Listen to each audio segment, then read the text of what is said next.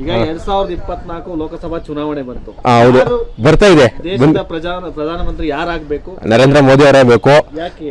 ದೇಶ ಮೋದಿ ಗೆಲ್ಲಿಸಿ ದೇಶ ಉಳಿಸಿ, ಭ್ರಷ್ಟಾಚಾರ ಮುಕ್ತ ಭಾರತಕ್ಕಾಗಿ ಮೋದಿ, ಅಭಿವೃದ್ಧಿ ಭಾರತಕ್ಕಾಗಿ ಮೋದಿ, ಸರ್ವ ಜನಾಂಗಗಳ ಅಭಿವೃದ್ಧಿಗಾಗಿ ಮೋದಿ.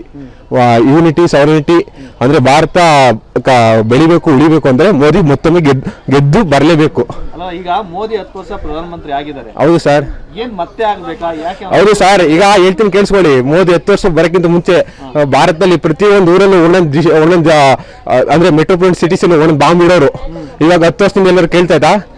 ಪ್ರತಿ 10 ವರ್ಷಕ್ಕಿಂತ ಮುಂಚೆ ಪ್ರತಿಯೊಂದು ನ್ಯೂಸ್ ಪೇಪರ್ ಅಲ್ಲೂ ಪ್ರತಿಯೊಂದು ದಿನ ಆ ಹಗರಣ ಈ ಹಗರಣ 2G ಸ್ಪೆಕ್ಟ್ರಮ್ ಎಷ್ಟು ಹಗರಣಗಳು ಬರ್ತಿತ್ತು. ಇವಾಗ ಯಾವ್ದಾದ್ರು ಬರ್ತಿದ್ಯಾ? ಒಂದು ಕಾಣ್ತಾ ಇಲ್ಲ. ಮೋದಿ ಬರಬೇಕು, ಭಾರತ ಬೆಳಿಬೇಕು.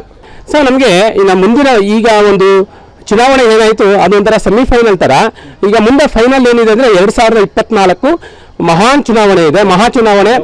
ಲೋಕಸಭಾ ಚುನಾವಣೆ ಇದೆ. ಅದು ಎಲ್ಲರ ಕಣ್ಣು ಆ ದೃಷ್ಟಿ ಇದೆ.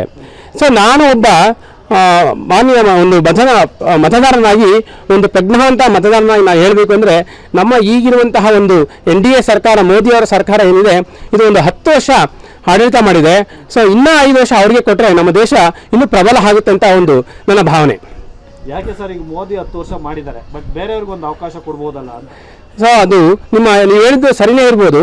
ಆದರೆ ಸುಮಾರು 65 ವರ್ಷಗಳ ಕಾಲ ಬೇರೆ ಬೇರೆ ಪಕ್ಷಗಳು ಆಡಿದ್ದನ್ನು ನಾವು ನೋಡಿದ್ದೀವಿ. ಅವರು ಮಾಡಿದಂತಹ ಕೆಲವೊಂದು ಏನು ತಪ್ಪುಗಳಿದ್ದಾವೆ ಅದನ್ನು ಸರಿ ಮಾಡಿಸೋಕ್ಕೆ ನಮ್ಮ ಮೋದಿಯವರಿಗೆ ಸುಮಾರು 10 ವರ್ಷ ಬೇಕಾಗಿದೆ. ಇನ್ನೇನಿದ್ರು ಇವಾಗ ಮಾಡೋದಿದ್ರೇ ನಾವು ಮುಂದೆ ಭಾರತ ಪ್ರಗತಿಯತ್ತ ಸಾಗುತ್ತೆ ಅಂತ ಈಗ ನೀವು ನೋಡ್ಬೋದು.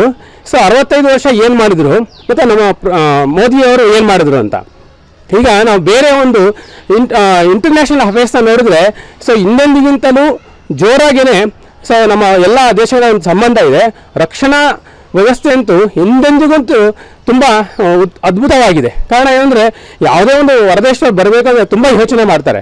ಸೊ ಮೋದಿಯವರು ಏನು ಅಂದರೆ, ಸೊ ನನಗಿಂತ ನನ್ನ ದೇಶನೇ ಮುಖ್ಯ ಅನ್ನೋರು.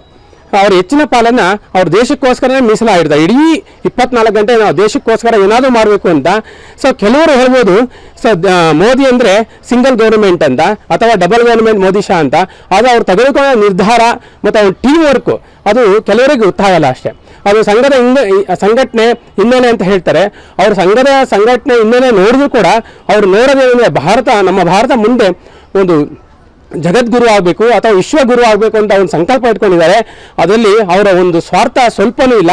ಅದಕ್ಕೋಸ್ಕರ ನನಗನ್ಸುತ್ತೆ ಇನ್ನು ಮುಂದಿನ 5 ವರ್ಷ ಮೋದಿಯವರಿಗೆ ಕೊಟ್ಟರೆ ನಮ್ಮ ದೇಶ ಖಂಡಿತವಾಗಿ ಪ್ರಬಲ ಆಗುತ್ತೆ ಅಂತ. ಸ್ವಾದಿಷ್ಟತೆಯ ಸ್ವಾದ, ತಾಜಾತನದ ಆಹ್ಲಾದ, ಉತ್ತಮ ಆರೋಗ್ಯ ಮತ್ತು ಹೆಚ್ಚಿನ ರೋಗ ನಿರೋಧಕ ಶಕ್ತಿಯ ವೃದ್ಧಿಗೆ ಈಗ ನಿಮಗೆ ಸಿಗುತ್ತಿದೆ ಉತ್ತಮ ಗುಣಮಟ್ಟದ ಪೌಷ್ಟಿಕಾಂಶ. Shri Vaidik millet health mix. ಇದು ಸಿರಿಧಾನ್ಯಗಳ ಸಂಪತ್ತು.